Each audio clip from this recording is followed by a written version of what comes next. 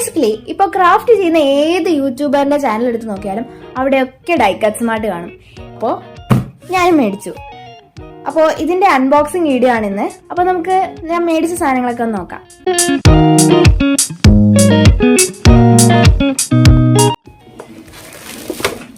അപ്പോൾ ഫസ്റ്റ് തന്നെയത് ഈ ഒരു പെന്നിന്റെ സെറ്റാണ്. അപ്പം ഇത് ഞാൻ ആദ്യമേ സെലക്ട് ചെയ്ത് വെച്ചിരുന്നതാണ്. ഇതൊരു കോഫി തീംഡ് ഒരു പെൻ സെറ്റാണ്.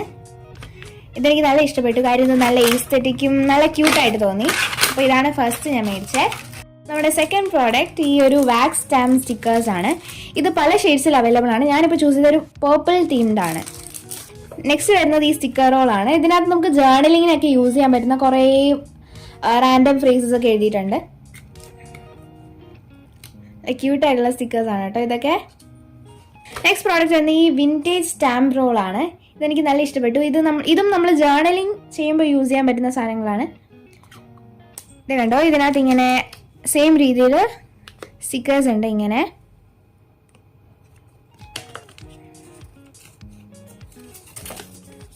നെക്സ്റ്റ് വരുന്നൊരു പോക്കറ്റാണ്. ഇത് ഞാൻ മേടിച്ചതിന് ഒരേ ഒരു കാര്യമുള്ളൂ, ഇത് ക്യൂട്ടാണ്. നമ്മുടെ ഈ ബേസിക് ആയിട്ടുള്ള ഇതിനേക്കാളൊക്കെ നല്ല ക്യൂട്ടല്ലേ, നല്ല രസമുണ്ട് കേട്ടോ കാണാൻ. ഗൈസ് ഇതെന്താ നിങ്ങൾക്ക് ഗസ് ചെയ്യാൻ പറ്റുമോ? ഇത് ഒരു ഇറേസറാണ്. എക്ടോസിന്റെ മോഡലിലുള്ളത് എന്തോ ആണ്. പിന്നെ എനിക്ക് ഡൗട്ടുള്ള ഒരേ ഒരു കാര്യം, ഇത് ഞാൻ യൂസ് ചെയ്യുമെന്നുള്ളതാണ്. കാര്യം ഇത്രയും ക്യൂട്ടായിട്ടുള്ള സാധനം ആരും എടുക്കില്ല. തൽക്കാലം അത് അങ്ങനെ ഇരിക്കട്ടെ. പിന്നെ വേറൊരു പ്രോഡക്റ്റാണ്. ഇത് സ്റ്റിക്കർ ബുക്കാണ് കേട്ടോ. ഇതും നമുക്ക് തീം ചൂസ് ചെയ്തെടുക്കാൻ പറ്റുന്ന മോഡലാണ്.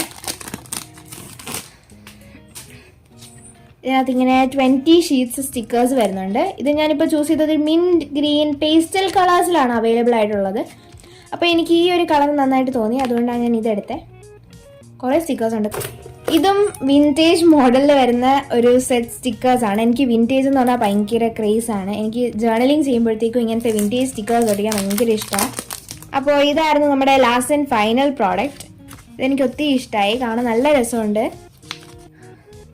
അപ്പോൾ ഇത്രയും സാധനങ്ങളാണ് നമ്മൾ മേടിച്ചത്. പിന്നെ ഡൈ കട്ട് സ്മാർട്ടിനെ കുറിച്ച് പറയുകയാണെങ്കിൽ ഇത്രയും ക്യൂട്ട് കവായി ആൻഡ് എസ്തെറ്റിക് ഉള്ള സാധനങ്ങൾ ഇത്രയും ചീപ്പ് റേറ്റിൽ ഞാൻ എവിടെയും കണ്ടില്ല. നല്ല അഫോർഡബിൾ ആണ്. നിങ്ങൾ ജേർണലിങ്ങും എസ്തെറ്റിക് സാധനങ്ങളൊക്കെ ഇഷ്ടപ്പെടുന്ന ആൾക്കാരാണെങ്കിൽ ഒരു പ്രാവശ്യമെങ്കിലും ഡൈ കട്ട് സ്മാർട്ടിൽ നിന്ന് പർച്ചേസ് ചെയ്ത് നോക്കണം. അപ്പോൾ ഇന്നത്തെ വീഡിയോ ഇത്രയേ ഉള്ളൂ. വീഡിയോ ഇഷ്ടമായെങ്കിൽ ചാനൽ സബ്സ്ക്രൈബ് ചെയ്യാൻ മറക്കണ്ട. അപ്പോൾ ഇനി അടുത്തൊരു വീഡിയോ ആയിട്ട് വീണ്ടും കാണുന്നവരെ എല്ലാവർക്കും ബൈ.